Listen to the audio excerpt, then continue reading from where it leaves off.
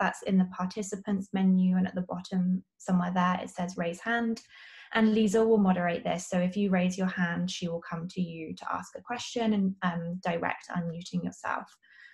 If you would prefer not to ask a question during the talk, please feel free to type your question in the chat and we can come to these at the end of the talk. But there are also multiple interactive sessions throughout, so please feel free to get involved. And the same at the end of the session, we have a long time for Q&A, but this doesn't just have to be questions, so please feel free to make comments or tell stories of your own. This is all about sharing our different experiences, so please try and get the best out of this that you can. Other than that, please maintain keeping your microphone muted throughout Liesl's talk. Okay, so Liesl is currently pursuing her PhD at Purdue Polytechnic Institute's Technology in Leadership and Innovation, where she aims to study ways to help engage college-age students in high-level research and coursework and increasing STEM literacy in the general population. Currently, she also works as a social media team manager at PhD Balance, which hopefully you've heard of, which can be found on Twitter, and I believe the Twitter is right there on the front page, and also at their website, phdbalance.com. So please give them a follow and check them out. I'm sure that Liesl is going to tell us more about this, so just briefly, PhD Balance is a community space whereby academics can share their stories and learn from both their stories and others to maintain mental health, particularly throughout graduate school. So I really hope you enjoy the session and please get involved. And with that, I'm going to pass over to Liesl. Thank you. Thank you so much, Charlotte, for that lovely introduction. Yeah, I'm super excited to be here. This is, very cool that we can, the pandemic has definitely been hard on all of us, but it's really cool that these kind of interactions can happen where, I can be here in Indiana and give a presentation to you all over in France or all over the world. So very excited. So today I titled my presentation Mental Wellbeing, the Importance of Self-Care, Sharing Your Story, and How to Survive Grad School. So I hope that this can kind of be a starting point for you all to understand ways that you can kind of take care of yourself and feel less isolated as a graduate student or an academic in general. And then just kind of help give you some pointers for what you can do to kind of take hold of your graduate career and make sure that what you need is what's happening out of this. So as Charlotte said, please feel free to drop questions in the chat or raise your hand through the participant function on Zoom, and I'll try to get to you as soon as possible. And if you're one of those people who won't have a question during this presentation, but will at 3 a.m. after you've gone to bed, my Instagram and Twitter handle is sourkrause94 right at the bottom of the screen. So feel free to tweet me later and let me know. All right. Let's see if my computer wants to respond.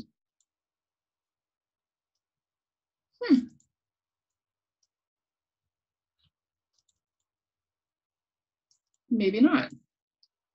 One moment, all.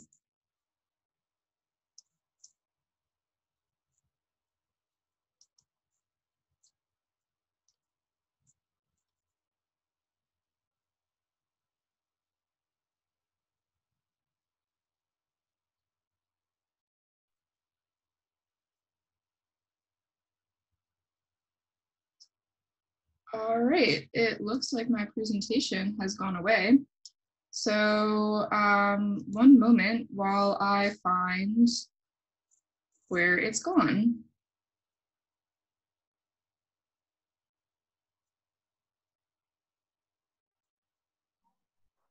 It's good. We're still waiting for people to get admitted. Sounds good. I'm so sorry about this. I don't know how it disappeared.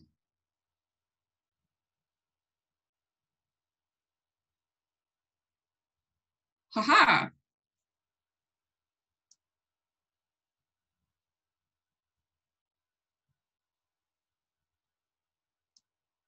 Here we go.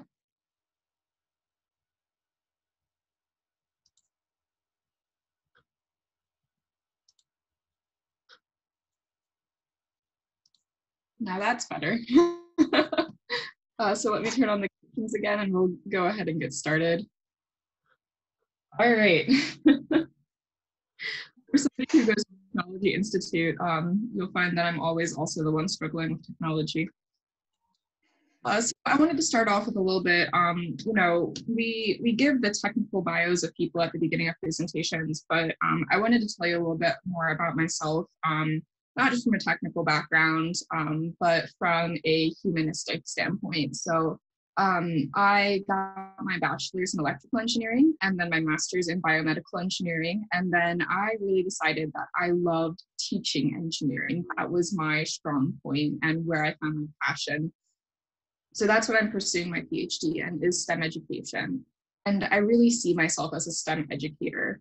So everything that I do in my research, even though it is oriented around mental health and well-being, really comes back to how can we instill those values into STEM education.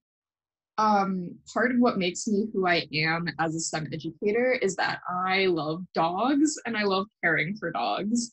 You can see in this picture, this is me and my fiance. We just got engaged a few weeks ago, and that little puppy is our dog Archer, who I love with all of my heart.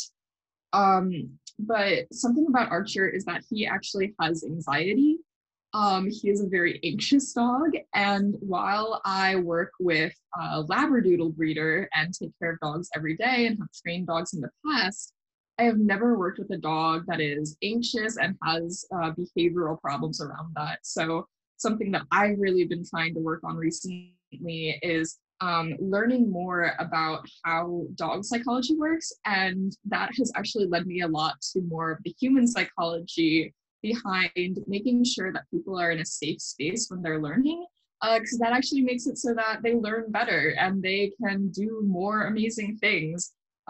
Which might seem kind of obvious, but it's something that we really haven't fully utilized as a society or as educators yet in academia. I'm also a runner. I really love to go running. I'm not fast. I don't run very far, but I really love it. And I also really love reading. I'm a part of an online book club, and I just really enjoy reading the stories of people from different perspectives. So with that being said, I'm going to take you to the first part of our presentation, which is the sharing your stories aspect. So we connect and learn through stories. So as we were talking about with PhD Balance, PhD Balance actually was started as an Instagram page back in 2018, just run by our founder, Susanna. And the concept was graduate students shared their personal stories about graduate school with a photo of some kind, maybe a photo of them, or if they wanted to remain anonymous, a photo of something related to their story. And then other people would read them and feel a little bit less alone in what they were experiencing as graduate students. And from there, it's really grown into a huge community where students share their stories both formally through our Instagram page still on our website, or even just share experiences informally in our Discord or in our Twitter replies. And we find that it really helps a lot of people understand that graduate school is hard and it's not just them. Sometimes we get so bogged down in the idea that we're the only one who is struggling in lab, or we're the only one whose experiments aren't working, or we're the only one who has an advisor that doesn't necessarily listen to them all the time. And that's not true. Yes, everyone is unique, but the struggles and experiences that we go through as unique individuals can find a lot of overlap with each other.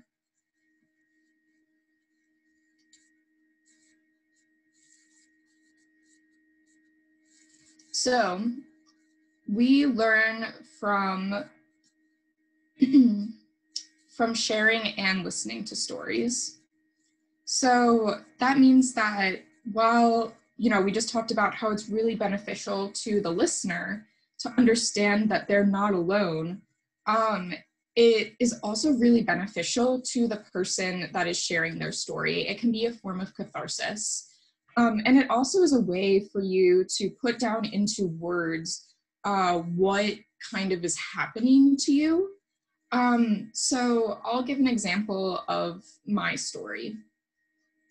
So as a graduate student in biomedical engineering, I was working, but I was finding a lot of difficulties. I had this experiment plan, and it was a really great experiment plan, but the equipment that I was using consistently was failing, and there was no support structure around helping me work through these equipment issues. So often that meant that I was alone for days at a time trying to troubleshoot the issues with the equipment by myself, which for some people is a really great way to learn and is a really great way to, work and find a solution to the problem. But for me, I don't work well in an isolated environment as much as I thought I did. And so as I was working in that environment, I really started to think about the ways that I learn best. And I started to think about the ways that other people learned best. And so I decided that really what made sense to me wasn't being in an isolated environment working on equipment issues, but it was trying to help people understand how they learned and sharing the really cool information that's out there about the problem that I was working on. So that's when I decided to get my master's degree in biomedical engineering instead of my PhD, and then switch over to STEM education for my PhD. So let's practice, or let's break down that story a little bit. So it started out with me describing some sort of problem that I had. It started out with like an exposition. So I was talking about how, the equipment in my lab wasn't working, and I was really struggling with that. You come to kind of a bump in the road, which is that there's not a support structure in place there. There's some explanation of like how that affected me. And then there's a resolution where I realized that the best thing for me was to take myself out of that environment. And the lesson there is that sometimes what you think is best for you isn't always what's best for you. And that can lead to a career change or some other change in your life. That story is something that I've practiced a lot. I am very familiar with, my kind of change in career and how I got there. When I first started telling that story, it did not sound that clean and that precise. There was a lot of times where I would ramble or I'd get really emotional during parts of it, and not that that's a bad thing, it's just that that doesn't help people who I'm telling that story to understand what the point of the story is, and that also doesn't help me really break down what the positives of that story are. So in that way, telling the story requires practice.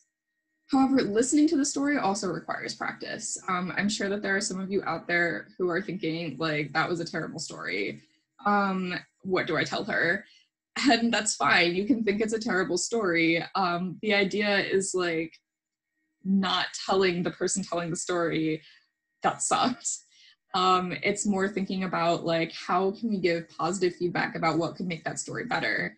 Maybe my exposition wasn't good enough, or maybe the lesson at the end wasn't well explained. So what can you do to practice that? So you all have a story worth sharing. So I want to take a little bit of time now and practice putting together a story.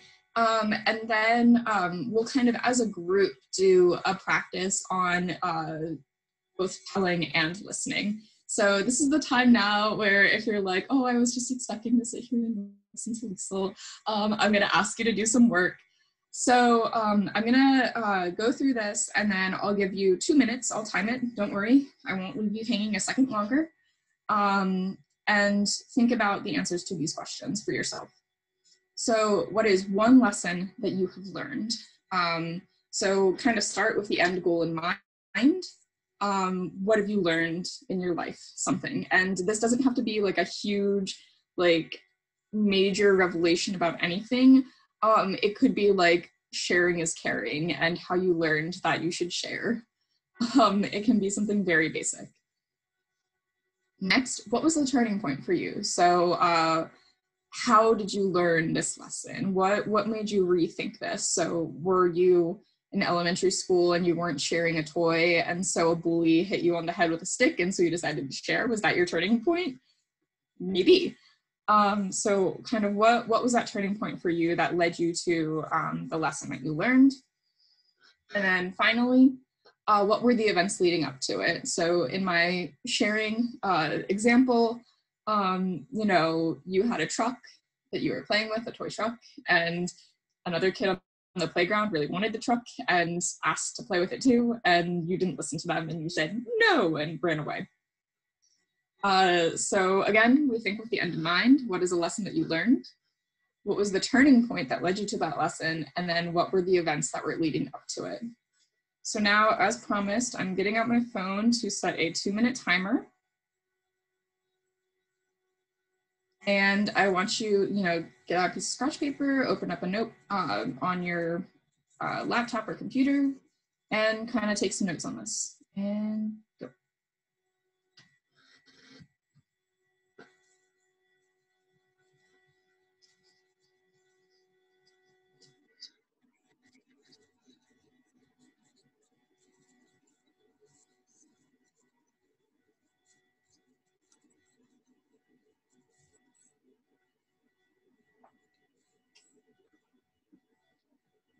Also, if you're not doing anything in these 2 minutes, I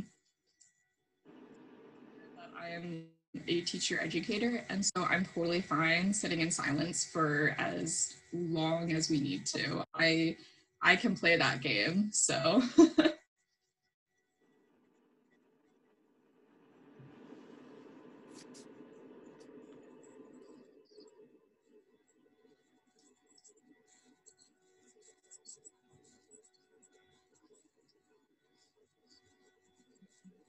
That's a tough exercise. It is a tough. Sometimes it's good to sit in that discomfort. Yeah.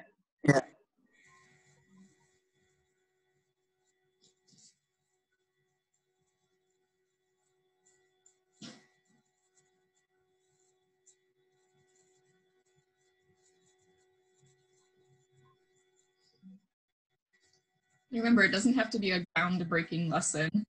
You didn't have to cure cancer. It can be very simple.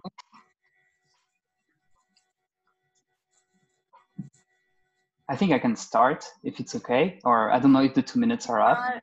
We've got 13 seconds left. Okay. And I'll move on to the next slide of preparation for that.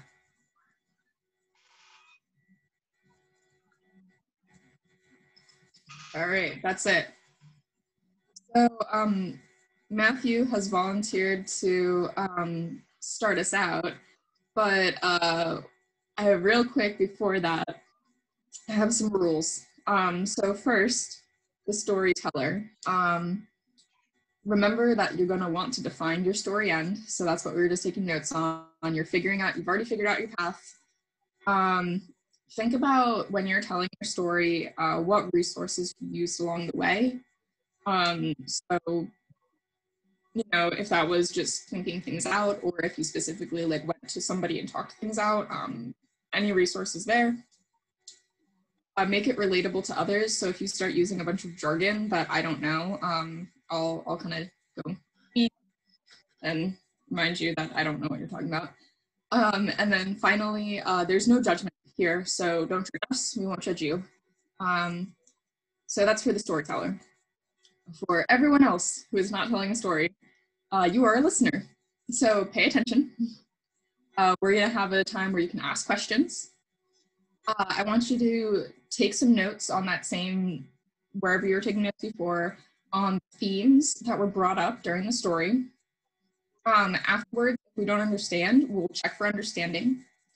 And again, we're not judging. We're not saying like that was a terrible story. We're not saying like, oh, like you could have done this better, or like, oh, that was a terrible lesson.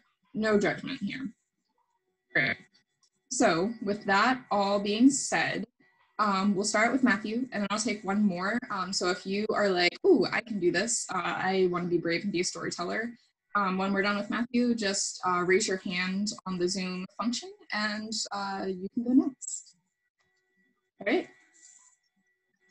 Okay, so this is something that I've been thinking about and that I realized really concretely in this period of the coronavirus and the pandemic. And I think the big lesson that I learned during these past few weeks is that it is okay to leave the lab. So I'm telling this because I remember clearly my first day as a master's student. I was, first day at the lab, I was just signing papers and then sitting on my desk, reading papers, doing some bibliography. And I realized that I had this pressure to not leave too early. And I would stay on my desk reading and reading and reading, losing my focus. And it was like clearly not productive, just not to be the first one to leave the lab and show that I'm like really invested. And in my path, I realized when I had my first master student working with me, when now I'm a PhD, I realized that she was doing that. The first day, I would notice her sitting on a desk looking at her computer, which she could have done like perfectly fine at her own place and not feeling that pressure of staying in the lab. And during the coronavirus, with this whole you can work from home situation, I realized I could be as productive at my place, knowing when I would not be able to continue working productively in the lab. So I think this is a lesson I've learned recently. Awesome. That's great. I think that's a really good lesson for everyone to learn. So does anyone, again, you can use the little hand raise function. Does anyone have to check for understanding from Matthew? Is there anything that wasn't clear from his story?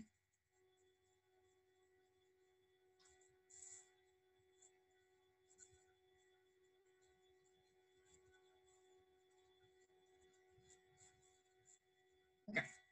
So next. I have a question actually. Sorry. Oh yes, please go. Yes.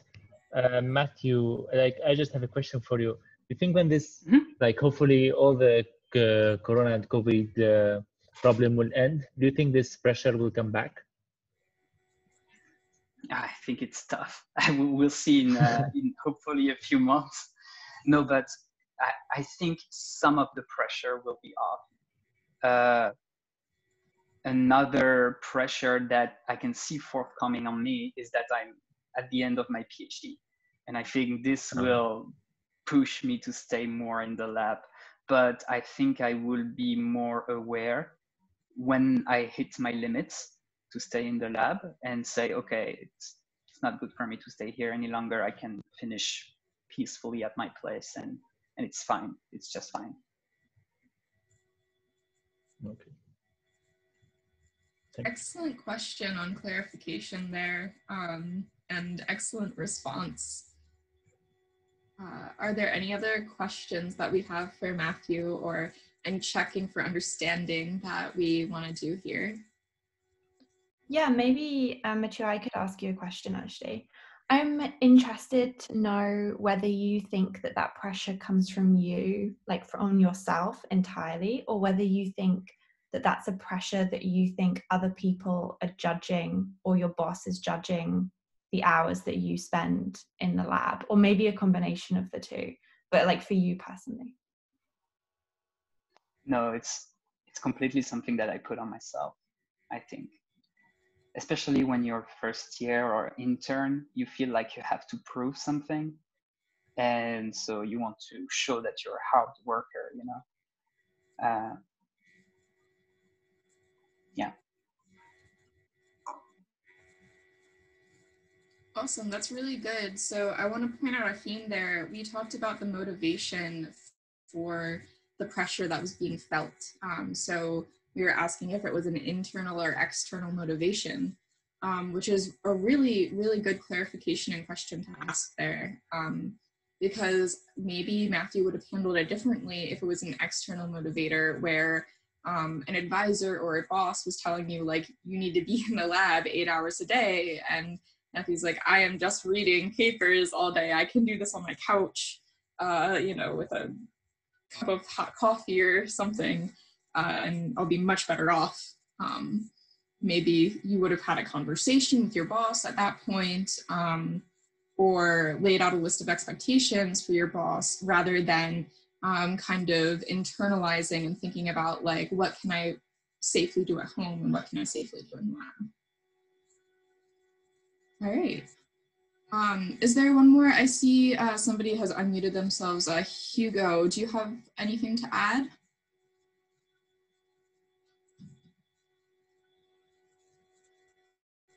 Perhaps not. Okay.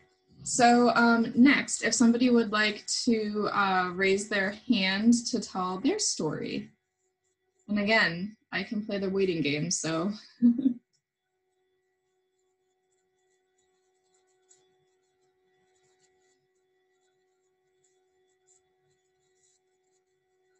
All right.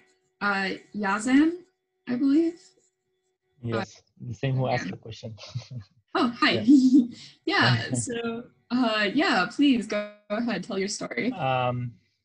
So let's start with the lesson. Like, lesson is, like, things don't go well if it didn't go bad.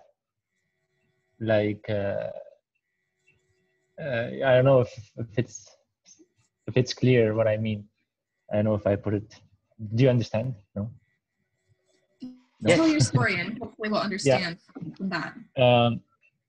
Yeah, like what I mean is that it's okay if the thing just go bad, then go wrong, because, like, this is how natural things go, and maybe eventually it will go well. And like, what made me learn that lesson is that, like, I was trying a lot to come to Europe. Let me give you some of backstory. Like, I grew up in Syria, okay, and I really wanted to go out and to come to France or Germany. Actually, this was my initial plan, and I tried a lot, and I was, like, getting refused over and over and over again for whatever reason, and like I gave up a couple of times, and then when I saw one of my friends, like, doing it, I got motivated again, and I said, okay, even if it went wrong many times, I have to try again. And then it worked, and yeah, it was a really important life-changing event. So it's okay if things are going bad, and I'm really, like, now, if anything goes bad, I'm not bothered, even like a simple stupid experiment. Yeah, it will go good later. Actually, I could have shared my video, but okay. That's fine. Yeah. I think that's great. So my clarification is, you're saying it's okay if you fail at things at first. The important part is to keep trying, have tenacity, and eventually it'll work out. Exactly. That's a very good way to say it. Awesome. Okay. Does anyone else have any questions or checks for understanding for Yazan? Yazan, if you can unraise your hand in the future, just so if you have a question later, I know.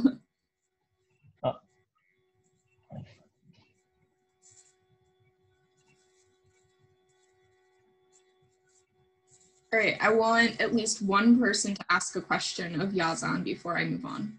So somebody be brave.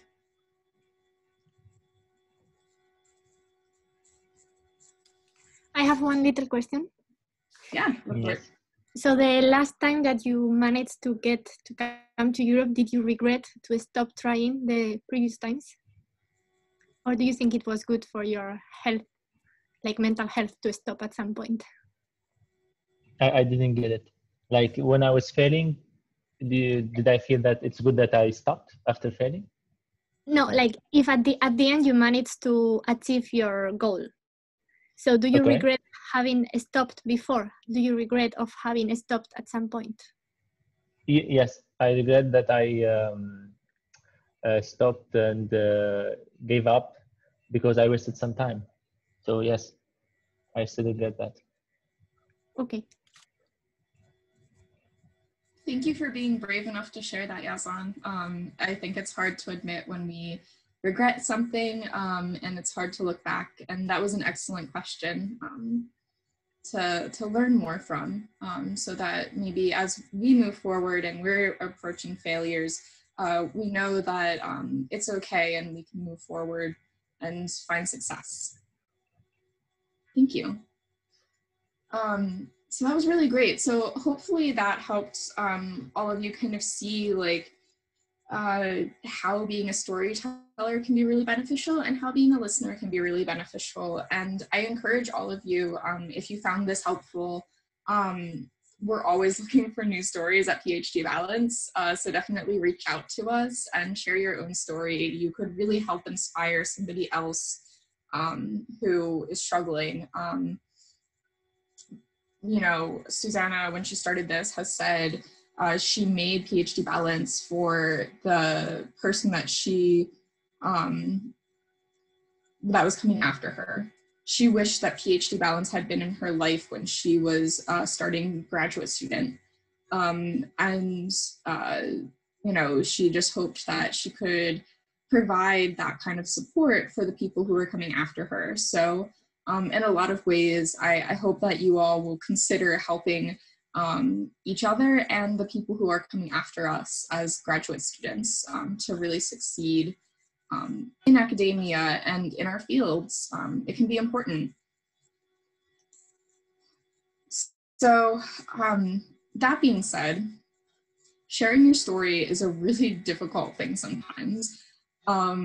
You know, myself, when I first was going through my change of career from a PhD in biomedical engineering to a master's in biomedical engineering, I really found that hard. I used the terms mastering out or failing out of my PhD program. I felt it as a really big negative experience.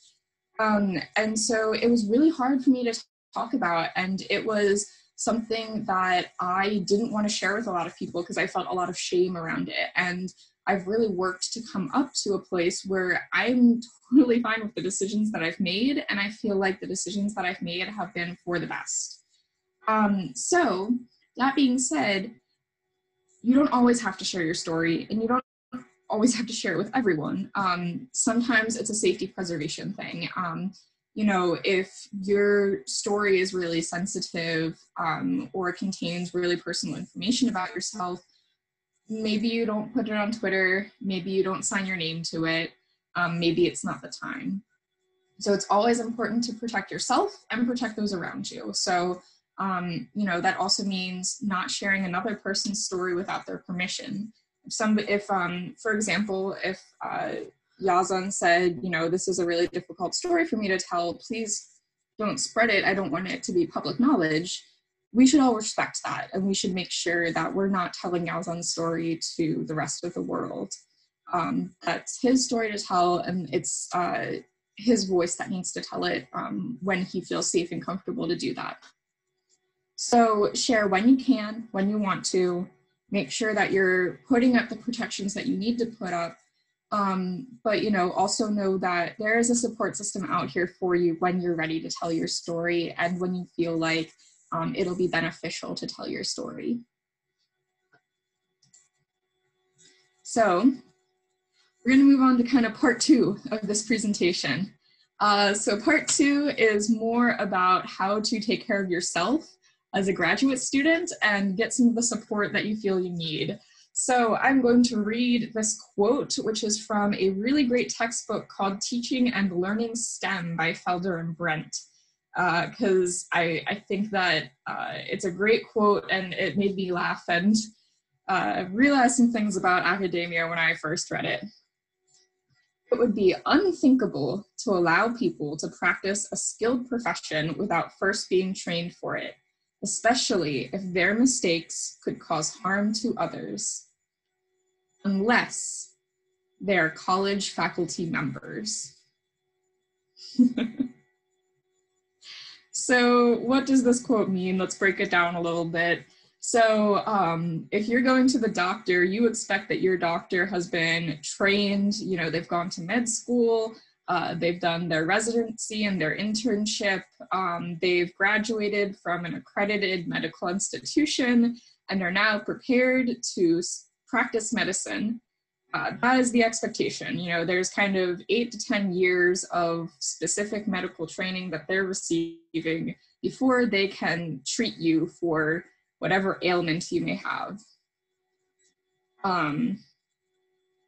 You know, if they didn't have that training, they could seriously cause some harm.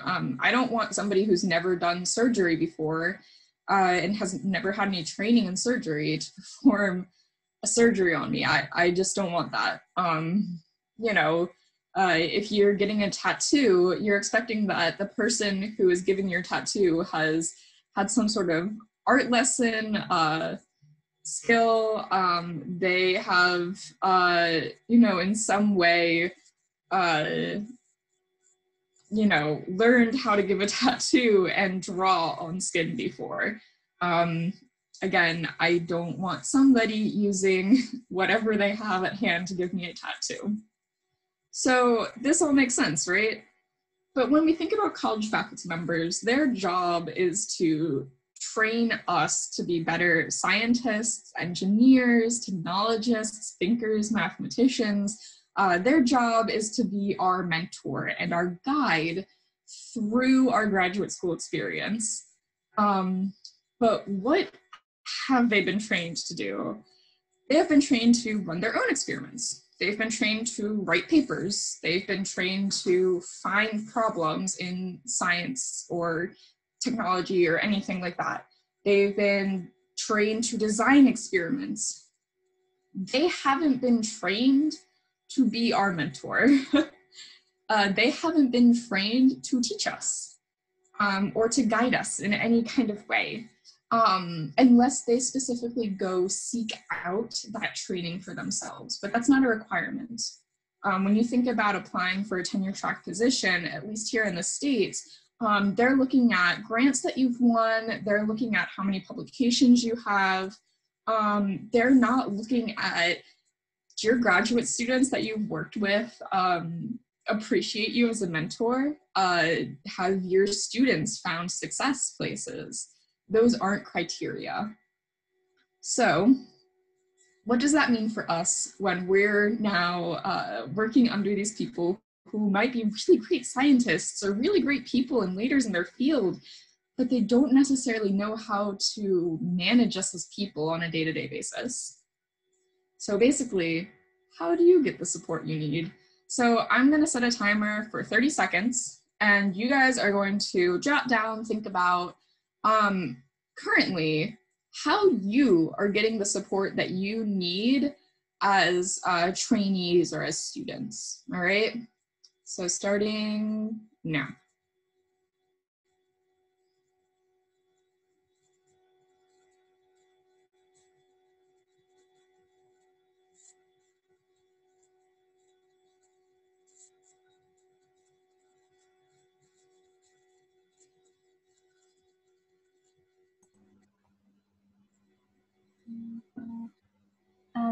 Sorry, should we write it on the chat? You can if you want to, yes. I think this will encourage people. Yep, yeah, so I will give you guys another 15 seconds then to put it in the chat if you want. Thank you. Mm-hmm.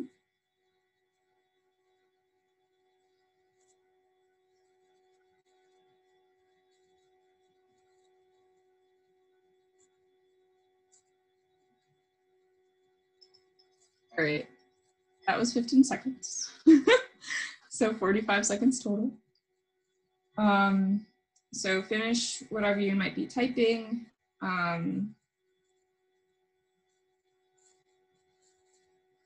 All right, and does somebody want to share? You can either type it in the chat, I have that open, or raise your hand and I'll call on you. All right, so Sylvia says that they get a lot of support from other PhD student friends. So sharing, you know, that shared experience with other people in the same position. Does anyone else have something to share about how you get the support you need? I just want to comment on what Sylvia said. Mm-hmm. Like sometimes it's a bit frustrating to listen about the bad stories of other PhD students. You know, like for me, let's say it's going fine. I'm having positive energy, and then I'm like just around in the lab talking with people, and they are all frustrated. Sometimes this could be bad. I mean, I know sharing is really helpful, but sometimes if you don't have a problem and you are listening to all this negative talks and negative energy just flowing around, you will be affected in a bad way. But how to cope with it, I don't know. Like, it's yeah. Yeah, I hear what you're saying, that it can be difficult to find support when some of the people around you don't have the support they need either. And so I think it's important that we're direct and honest when we need support. And if people are being negative around us and that's not what we need in that moment, to ask them, you know, not to put us in that space right now. I also want to comment, another person said, also from friends in the middle of their PhD, they find support. Somebody had a question about, what do I mean by support? So by support, I can mean a lot of different things, right? So right now I'm kind of talking about the emotional or mental support that you might need to get through an experience, but I'm also talking about the support structures that are more physical, like you're in the middle of writing a paper, you don't know how to edit it for a specific publication. Who do you turn to in those moments? If you're struggling with a lab technique, who do you turn to learn better how to do that technique? You know, what kind of experiences do you have in that regard? And definitely empathy is a huge part of that. Thank you, Daniel, for support, for saying that as well.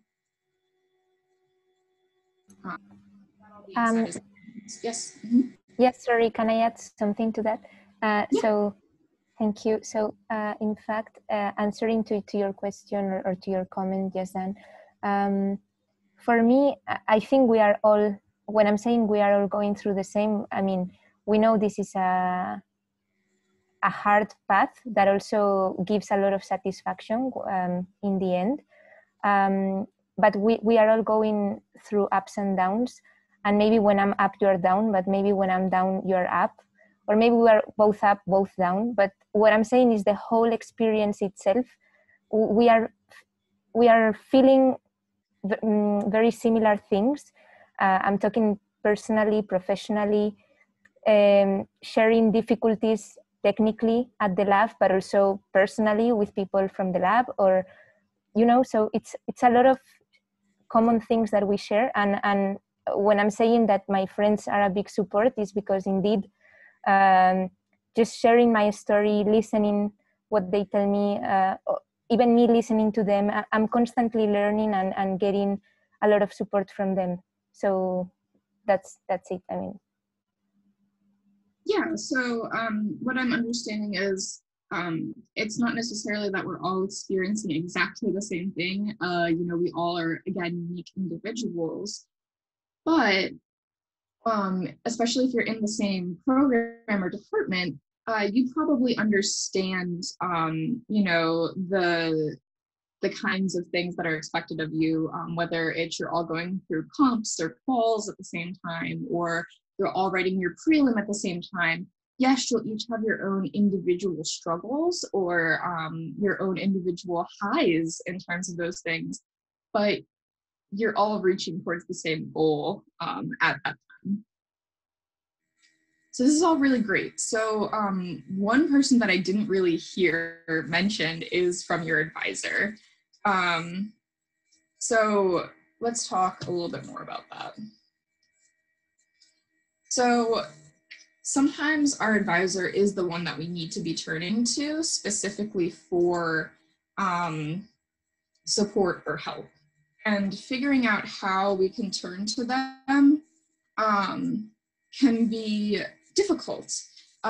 There's a power dynamic between advisors and us as students that is really difficult to bridge that gap. Especially, you know, if you're working at a really high class institution, sometimes the person who's our advisor or our primary investigator, whatever you call them, our boss, sometimes they're like a leader in our field, and that can be super scary to go to them and be like, I don't know what I'm doing today. Like, I don't know why my cells aren't growing, or, you know, why this chemistry experiment isn't working, like why these reagents aren't properly functioning. I don't know what's happening. And sometimes it can be scary to tell them, like, you know, what you need in order to get something done, whether that's somebody who can sit down with you and walk you through an experiment or walk you through how to write something, or if that's just like knowing that, you know, you have a family and so you need to be home from lab by 4 p.m. so that you can get your kids off the bus or greet them when they get home from school. Those are all needs that we have, and it's fine, acceptable, and human to have those needs. So the first thing that I want to go over here with how to get the support you need from your advisor is communication. So the first part of this is being direct. So again, that's not like being like, I don't know how to do this, and I don't know, and kind of beating around the bush, you know, not really being direct with what you want. It's saying, I need someone to guide me through this procedure because I have never done it before. So you're new to something, and you know, you need somebody to guide you through the procedure. Or I need you to review this manuscript by Friday so I have time to make your changes before the submission deadline. So what does that mean? It means, you know, sometimes your advisor, they tell you to email them the manuscript one more time before you have to submit it, but they don't always get right back to you, or they will give you their changes back right before that deadline, telling them what you need in order to be successful. Because sometimes they don't know, and they're not mind readers, and we can't expect them to be. They're also human. So being direct with them. Part 2 of that is to get everything in writing. So even if you just said something in a, even if they just said something in a meeting with you, so you're in a one-on-one meeting, and they say, yes, I will get those changes to you by Friday so that you can make changes before the deadline. After that meeting, go back to your computer, to your laptop, whatever, send them an email with what they said. This is for many reasons. One is if they come back to you and they say, like, we never talked about that, you can pull up your email and be like, these are the meeting notes that I sent after our meeting. And you did say this, we did discuss this. Part 2 is, again, they're human, and so they might forget. A lot of times during meetings, we don't have a specific person who's in charge of taking notes for us and telling us what's happening during that meeting. So making sure that we have some sort of record we can go back to, so that after we have this whole list of things that we need to take care of that's been discussed in this meeting, or, you know, over the lab bench, we have a to-do list, and we have something that we can turn back to and say, oh yeah, I said I would get this done, or my advisor said they would get this done. Something that we can both look to and hold each other accountable. So again, with communication, we're being direct, and we're making sure that we have everything down in writing so that nothing becomes a he said, she said kind of situation. The other nice thing about getting everything in writing is that if you do need to escalate a situation ever to protect yourself, you have evidence in writing that you can turn to the person who is, you know, next in line over top of your boss, whether that be an ombudsman or a dean or somebody. You have something as proof. The next portion is expectations. The first part of expectations is making a work order. So this kind of goes with like putting everything down in writing, but basically I want you to think about making a document that outlines all the responsibilities that you have related to your PhD, separate that into goals with deadlines, and then set up regular check-ins. So research shows that if you have more regular one-on-one meetings with your advisor, you are more likely to be successful as a graduate student. And also, you and your advisor are supposed to have a better relationship, a better working relationship. And it's really great for your future career when you're networking, because you know you can always turn back to your advisor because they were the one who was there for you at the time that you were still learning and training. So having a work order can look like a semester by semester thing where you know at the end of the semester you want to have X number of publications done, you want to have so many chapters of your dissertation done, or even you just want to have like some long experiment completed. Break that down. What are the steps that you need to do in order to reach that goal? Write them down. Make deadlines for yourself. And then make sure that your advisor has a copy of this work order as well, so they know what you're working on and what to expect to have done from you by a certain day. So this can kind of stop the situations where you go into a meeting with your advisor and they say, why haven't you done X, Y, and Z yet? And you're like, because I've been doing these other things that you asked me to do. I feel like that's kind of a universal experience that a lot of us have experienced with our advisor. And so having it down where you're like, I'm not working on this list of tasks that you're talking about until next month. I am still completing this other list of tasks that you gave me several months ago. And this is why those things all take time. That can be super helpful for setting expectations for both yourself and your advisor. The other thing is telling your advisor your anticipated work schedule. So even if it changes, this gives them an idea of when you'll be working and where they can find you. So, you know, Matthew was talking about earlier, some of the stuff that you do, you can do from home. Literature reviews, bibliographies, those sorts of things can easily be done at home for a lot of people. You don't have to be in the lab. And sometimes that can be a better working environment for you as well. Or sometimes it's just a more convenient environment for you if you have a family and you know, you don't have childcare on a specific day, you can still stay home and work on your lit review and keep an eye on your child. And that should be totally acceptable.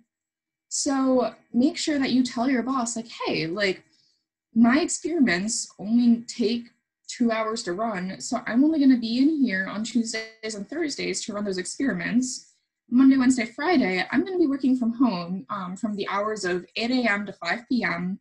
You know, I'll be online if you need to talk to me, and I can still come in at those times. But I'm going to be at home working on my writing, working on my coursework, whatever you need to be doing, not in the lab.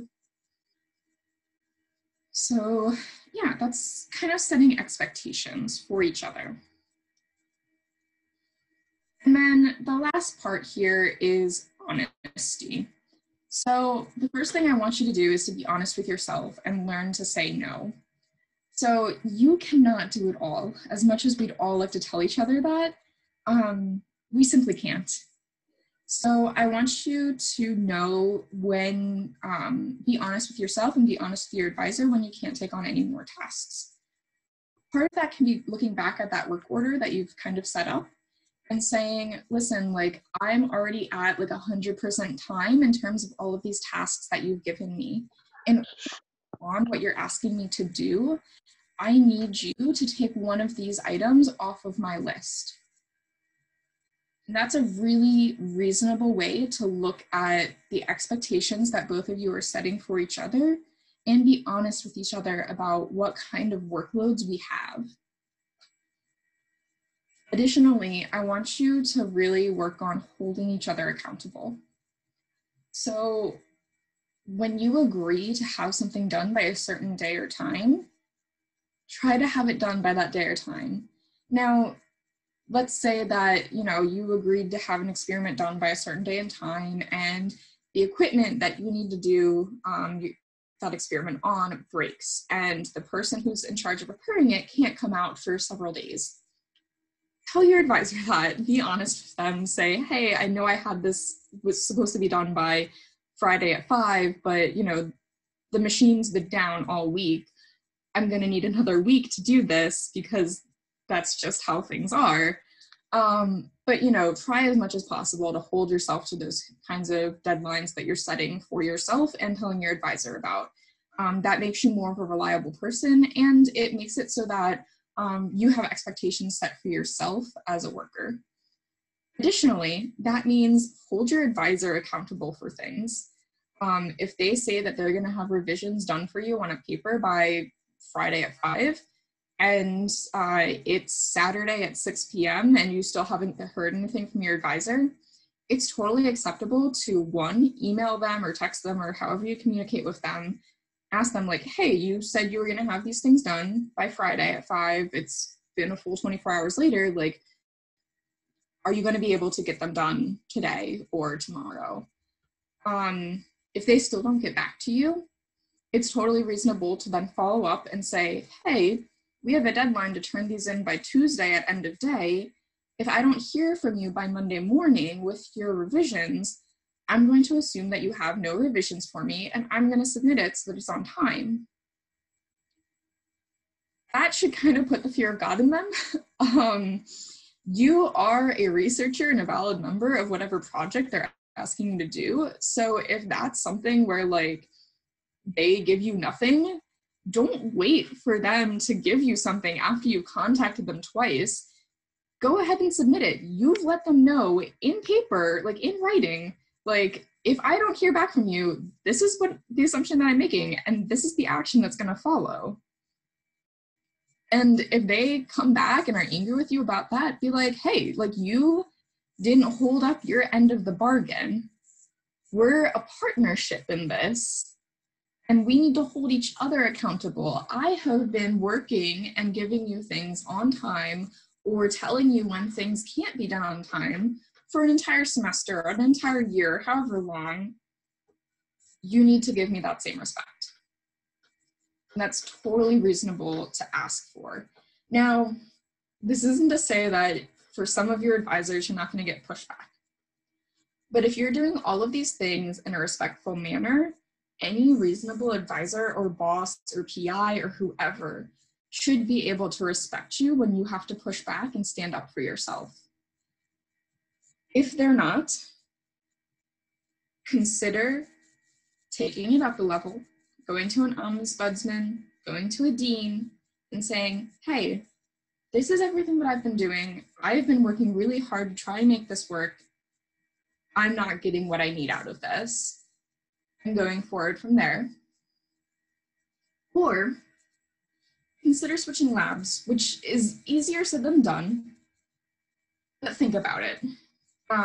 No one should have to be in a situation where they feel uncomfortable or unwanted or anything like that in their lab or in their work environment. You should all feel safe and respected in your work environment. You are all human beings, and as graduate students, we don't always give ourselves the respect that we deserve, and academia does not always give us the respect that we deserve. Stand up for yourself.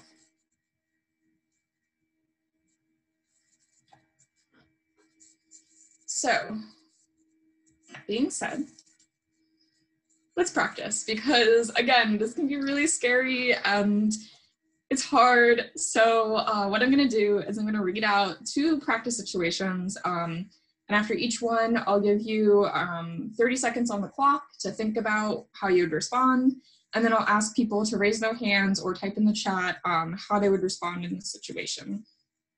All right? So first practice is, you and your advisor have agreed to submit an abstract to a conference. The data analysis is almost done, and the abstract deadline is in 2 weeks. You write an abstract inferring what you can from the current analysis and send it to your advisor. You ask that they review it by the end of the week, so you have 1 full week to make the edits and submit it early.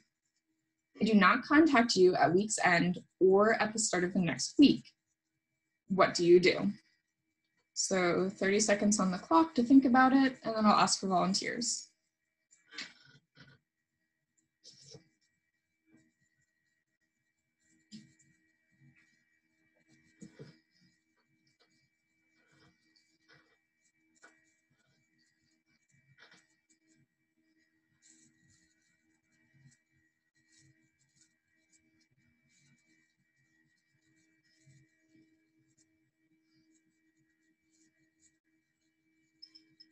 All right, that was 30 seconds. So if somebody wants to raise their hand, all right, Charlotte, and other people can also type in the chat while Charlotte is answering.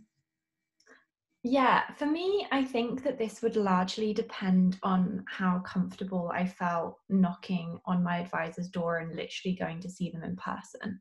Because I think, at least from my experiences like previously with this kind of thing, that often my advisors get so many emails that they just sometimes get missed. And so for me, if I feel comfortable just going to talk to someone in person, then I always find that has a more positive outcome. Or I can at least then say, if you don't have time, can you recommend somebody, maybe somebody senior in the group or an alternative PI or colleague that I could give this to instead to review it. But it entirely for me depends on how comfortable I feel talking to them in person. That's great. I think that's a really excellent way to handle it. You know, you're not accusing them of anything. You're assuming best interests and best intentions, and you're talking to them in person. And then understanding that they are also human and also busy. You're asking for alternatives of what you can do to get the feedback before you submit it. And I think that that's a great way to handle it. Does anyone have a way that they would handle it? Maybe it's a little bit different. And you can type in the chat too if you're uncomfortable speaking up. I get it.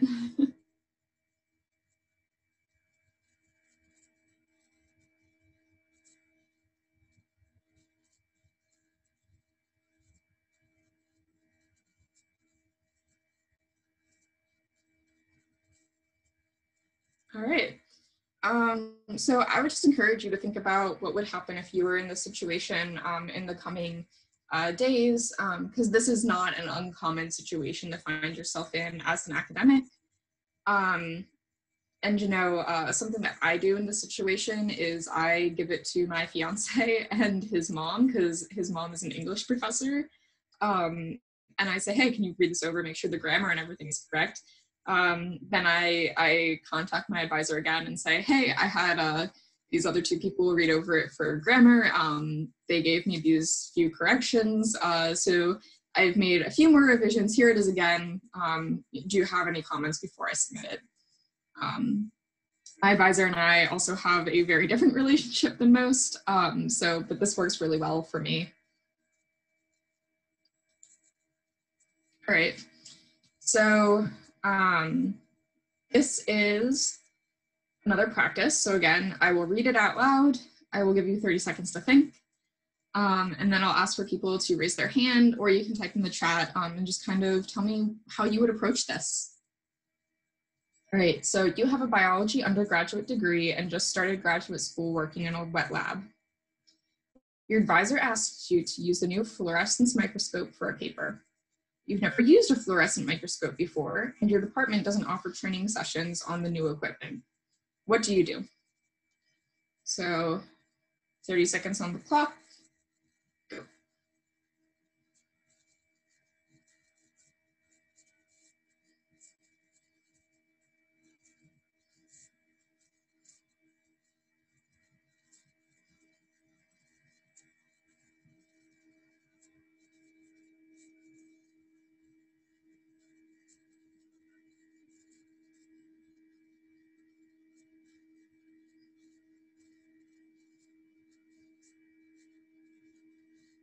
All right, time is up. And I see Yazan has their hand raised, so if you'd like to go. Okay. So for me, if this happens, I will just say like, I don't know how to use the microscope. So either like suggest someone to teach me, or you can show me how to do it yourself, or expect that it will take a lot of time to do it and I might do it wrong in the first couple of times. So that would be my answer. I think that's great. So you're kind of giving them all the options, right, of how this could play out. You know, one, who can teach me? Two, can you teach me? And three, I can try to teach myself, but it's going to take a lot longer than if somebody shows me how to do this. Kind of laid it out nice and clear, very directly. I like that answer a lot. Does anyone else have another way that they might handle the situation that might be different? Again, you can type it in chat or raise your hand either way.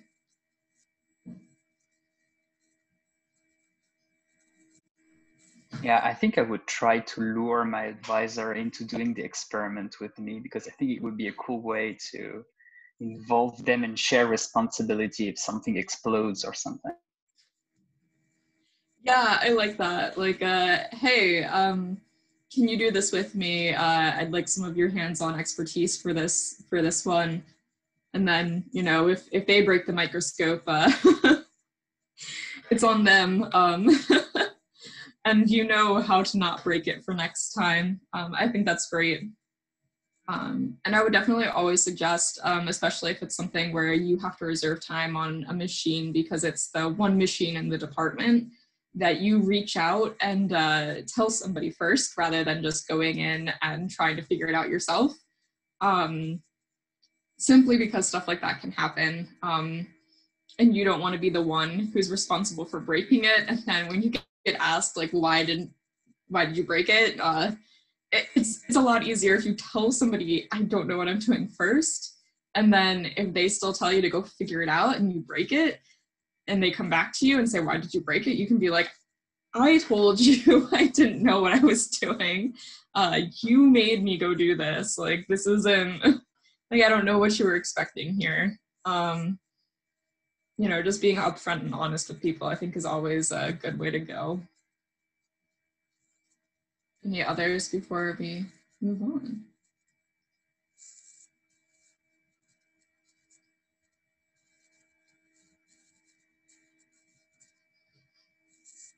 Okay. So that's all of the content that I had planned for you guys today. And I really want to thank you again for inviting me to come speak to you all. This has been a really great experience, and I really appreciate you all engaging with me, engaging with each other, and being honest throughout this entire presentation. That's not an easy thing to do, and I really appreciate that. I want to remind you all to make sure that you're giving yourselves breaks throughout the day, reminding you all that you don't need to get all of your work done in the next 24 hours. You have time. Make sure that you're fueling yourself and your body and giving yourself what you need. All of that is elements of self-care, which is super important. I didn't talk a lot about self-care today, but just think about what you need as a person right now and try to give yourself that, if that's patience, rest, food, water, sleep, whatever you need. Thank you to all of the people who worked to put together this Ratatouille seminar. I really appreciate that. And definitely go check out PhD Balance. We're a really great community. We're on Twitter, Instagram, LinkedIn, and we also have a website that you can go check out. If you're able to support us financially, we really appreciate it. And also we have a Discord now. So if you want to talk with other people all over the world about being a graduate student or your specific discipline or specific issues, definitely go to our website. There's a link to sign up. And we even have co-working from home sessions. So if you just want to be online with somebody else and, just be present while you're working on whatever you need to be working on, we have that option for you. I am also on Instagram and Twitter at sourkrause94. So, you know, I've also noticed notifications coming in on LinkedIn if you all want to link with me. And you can also email me if you think of any questions later today or this week that you want to ask me. More than happy to answer that. But again, thank you all so much. And for the next, you know, however long, I'll kind of sit here, and if anyone has any questions, please let me know. Thank you so much, Liesl. Yeah, thank you. So if someone has a question for Liesl, just raise your hand, we'll call you out and you can unmute and ask the question directly to Liesl.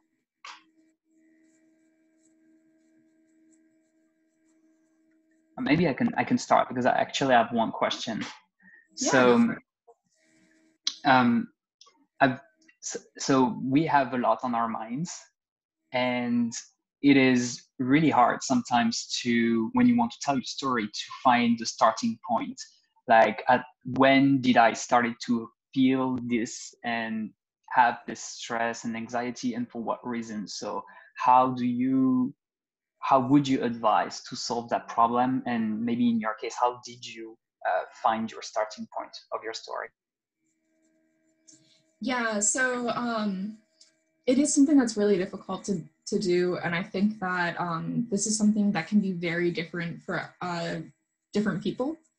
I personally was in therapy for about 1.5 years after I switched programs. And I think going through therapy and being able to talk it out in that environment was super helpful for me. Also, just the nature of like putting together this presentation and putting together presentations for other groups has been super helpful for me. I'm kind of an introspective person, and so taking that time to meditate on it was super helpful. I think other ways of doing it are, you know, if you're a visual person, write out a timeline. What change happened and what were the events that led up to that change? Kind of listing them out chronologically can help you think about it and really put everything into perspective for you. Does that answer the question? Yeah, thank you. Awesome, thank you. And sorry, real quick, I see that there's a question in chat from Hugo about programs existing for future advisors. I'm not super familiar of a universal one or one that's available internationally, but there are a few programs out there. So at individual institutions, in the US at least, there are like teaching and learning facilities at most universities that you can go to get additional help as a faculty member in terms of how to teach a course or how to mentor students. So those are really great resources to turn to. The other thing is specific certificate, master's, or PhD programs revolving around education. So here at Purdue, through the engineering college, there's the engineering education program, which has a certificate program that's 4 courses where you learn how to teach engineering specifically, really anything in STEM. So that program exists. And I think right now they're working on making it a online option for all 4 of those courses so that you can do it remotely from anywhere that you want. Maybe I can ask you a question then. So quite a few people talked about how their friends have been their kind of support network throughout their PhD. And I was just wondering, firstly, through PhD Balance, and maybe you also have some advice on this, if there are specific resources that you would recommend if people are having a really rough time in their PhD and maybe need some mental health support in a more than just like as much as your friends are amazing and can help you out. Is that something PhD Balance can support? Like, should they get in touch with you, or are there other resources you can recommend? Yeah, this is a really great question. So both myself and PhD Balance are not medical professionals, and we're not psychological professionals.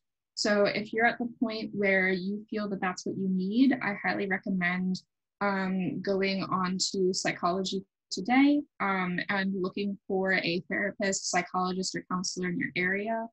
Many institutions have their own in-house counseling and psychology services that you can turn to.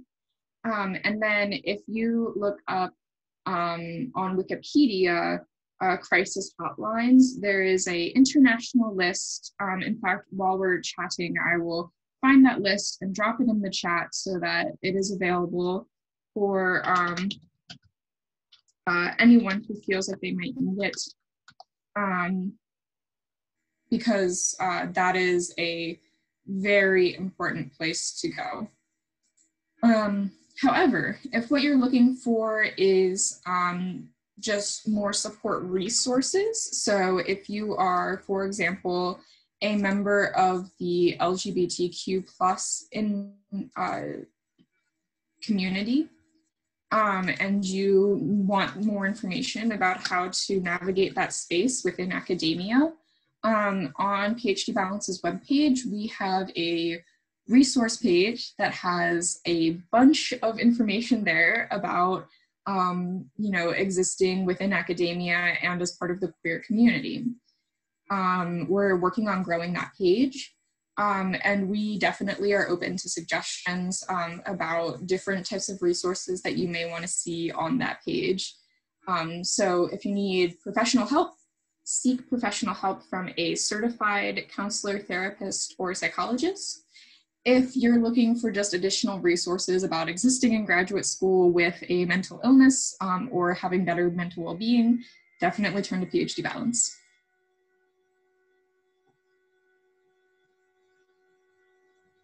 Maybe on a similar note as well, and it was super great to see your the live stream at the top of your screen. Do you have resources as well for people who work in labs or who work in science or STEM that have disabilities as well? Yeah, that's actually something that we've just started putting together.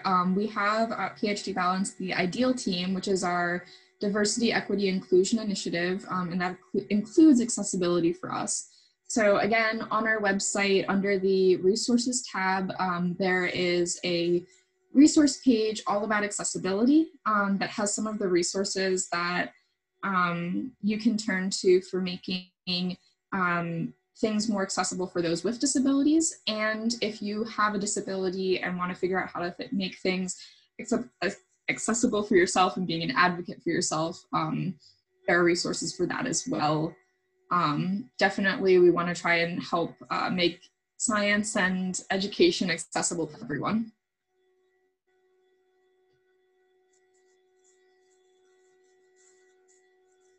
Yazan, I see hand is raised. Go ahead and unmute. Yeah, I have a question maybe to everyone. Like, do you feel it's, or do you feel that you are obligated to share like your complete working schedule with details with your advisor, or like, do you think it's okay just to like let them know just generally what are you doing, or where are you regarding this point? Yeah, so I see some stuff through the chat coming in already saying not at all, that you don't feel you need to share that. And certainly I don't want you to feel from my presentation that you need to give like your Google Calendar to your advisor. That'd be a little bit excessive, I feel. But telling your advisor generally like, I'm available from the hours of 8 to 5, and if you try to email me at midnight, I'm not gonna get back to you, can be helpful in a lot of situations.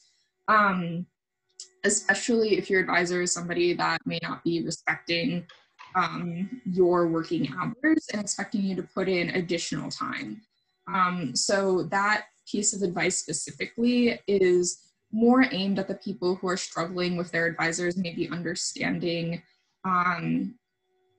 that you have to have work-life balance. And I hope that can kind of make things clear. If anyone has any dissenting opinions, please drop them in the chat. You know, I am by no means the be-all, end-all on how to work with your advisor.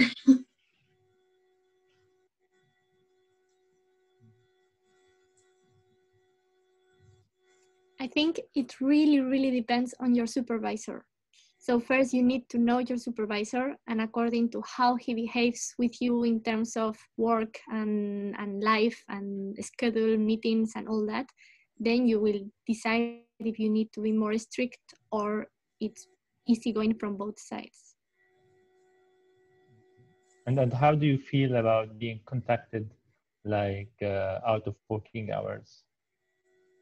Well, in my case, I mean, I really don't mind, in the sense that I know my supervisor, he works way more than I do.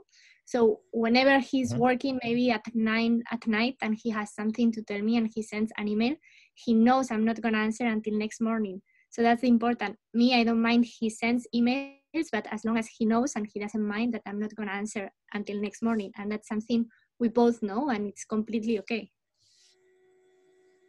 I think that's a really great point, Sandra, that you bring up, is sometimes it's not necessarily like doing a specific thing because, you know, I told you to. Sometimes it's really just about that communication aspect, being clear from the beginning, setting clear expectations of each other, whether that's, you know, formally or informally, and making sure that those expectations are the same. So if you and your advisor have the understanding that, you know, if somebody contacts the other one at 9 at night, and it's okay if the other one doesn't get back to you until working hours the next day, and that's totally fine and copacetic on both persons' parts, great, that's awesome, like that is excellent.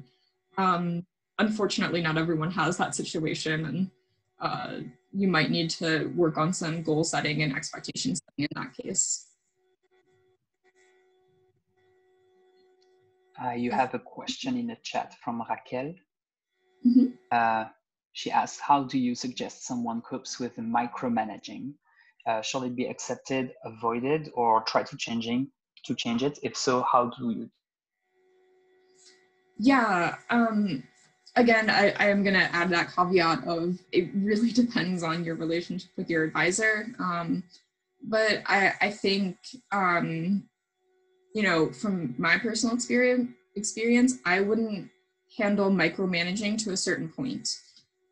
So if my advisor is expecting me to have documents labeled a certain way, put in a certain folder, they expect me to be working on experiments from 9 to 10 and then writing from 10 to 11 or whatever, some of that is acceptable, some of that isn't acceptable.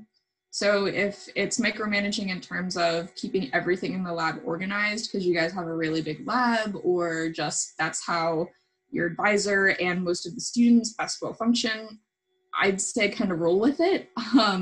You know, make your expectations clear back to your advisor. But then if they're trying to micromanage how you're using each hour of your day, I would be like, this isn't working for me. And I would have a open and honest conversation with your advisor about how you best work. So say, hey, I noticed that you really have specific time frames throughout each day where you want me working on certain tasks. This doesn't really work for me. It's better if I can get into a workflow on one thing and work on that all day, and then maybe come to some of these other tasks later throughout the week. You know, it'll all get done week by week, but I can't do this day by day thing. You know, have that open and honest communication, maybe have somebody who's a mediator to talk with them and you about that, to set reasonable expectations for both of you. But if it's still not working, maybe it's time to move on from that advisor. You can't ask your advisor to change too much, unfortunately. You know, you can ask them to set reasonable boundaries and expectations, but you can't change their entire work management style to suit yours. Does that help answer the question, Raquel? Yeah, sure. Thank you. Thank you very much. Yeah, sure thing. Maybe I can just like say a little bit in relation to that, because I have some friends doing PhDs with bosses that are micromanagers and they love it, and I have friends that don't like it so much. So I guess one thing that I considered when I was looking for my PhD position was really kind of discussing with my potential bosses about how they like to manage their staff and whether that was something that would suit me.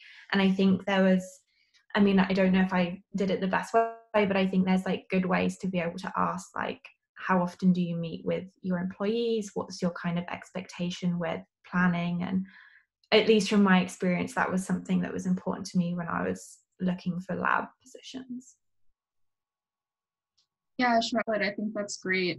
When I have people who are applying to graduate programs ask me for advice, I always tell them, like, don't go for the big name of the institution, go for the work management style of your advisor. That's always going to play a bigger role in your day-to-day happiness and health than going to some place with name recognition.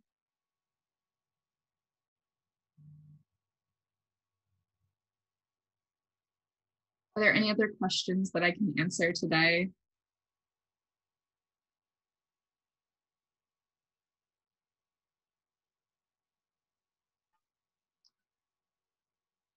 All right. Well, thank you again all so much. I really appreciate you giving me the time to talk. Hopefully this was helpful to you all. And I believe this has been being recorded, so it should be available later for anyone who wants to refer back to it. And again, don't feel afraid to reach out to me. I try to get back to everyone who contacts me in a reasonable amount of time. I just really want to help make everyone's graduate experience the best that it can be for them. Thank you very much for sharing and for this great talk. Thank you. Thanks, Liesl. Thank you for your time. Thanks everyone for attending.